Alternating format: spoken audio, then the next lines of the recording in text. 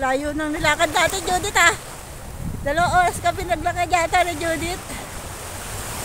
Para mapicturean lahat ng mga dapat picturean. Ayan. Ito yung seaside. Ang ganda. Ang buhangan nila.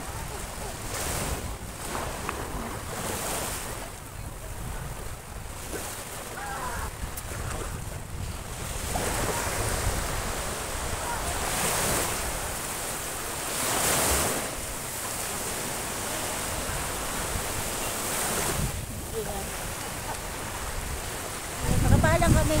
Sabi na pag pupunta ka sa dagat dapat nakapaa.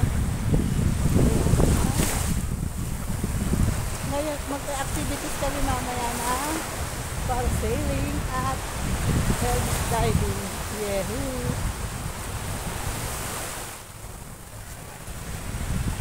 Ayan, madami na. Maaga pa lang madami na naliligo.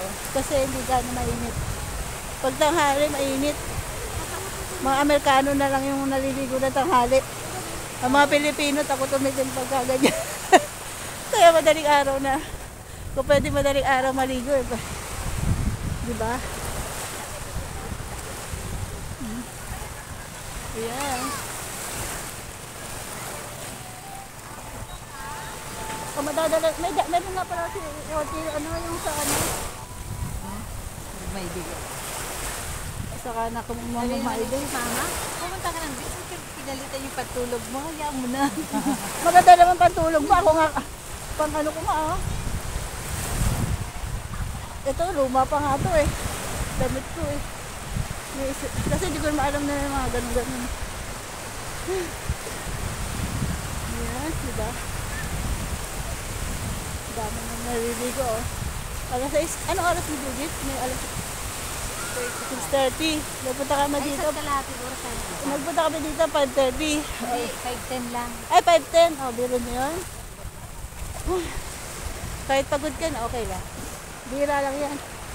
Ito pinunta mo dito para sa dagat. So, ito, lalakad kami para sa dagat.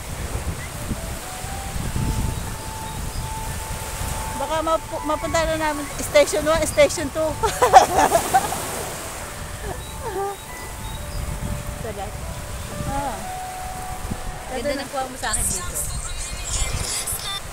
May day ko. Ay, puro may day lang sa akin. No, di ba? Sabi siya maganda. Ako pangit pa sa suot ko, di pa ako naka-makeup. Hindi na nag-lipstick ako. Ha? Alam mo ba kahapon sa street ko, may day ako. Tapos, Mama, mag-lipstick ka naman. Oo nga, hindi ako naka-lipstick eh. Kaya mami mag-lipstick ako. Parang ano, may pasa ng gutom. Mga anak eh na. Yung anak ko sabi pa, si Audrey sabi ko, hindi, okay lang yan mama. Isuot ko na yan, nagdadalawang isip ako doon sa dress na yan. Sabi niya, mas maganda yan ma, para kang doon niya. Yung dapat niya.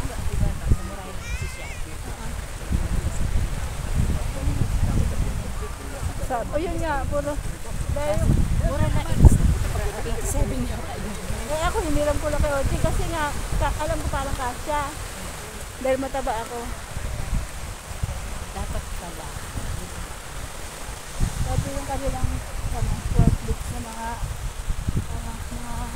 tawag dyan? Mga hotel, restaurant. Pero magdala kayo ng mga 500 para kung sa isang araw na kain. Siguro ano, OFW yung anak. Kaya nga, kapag ikaw nakapunta rito, ng 1 day lang, o kayo 1 month, tapos siyam kayo, mayaman yung ano nun. Kaya ang pinansin. Oo.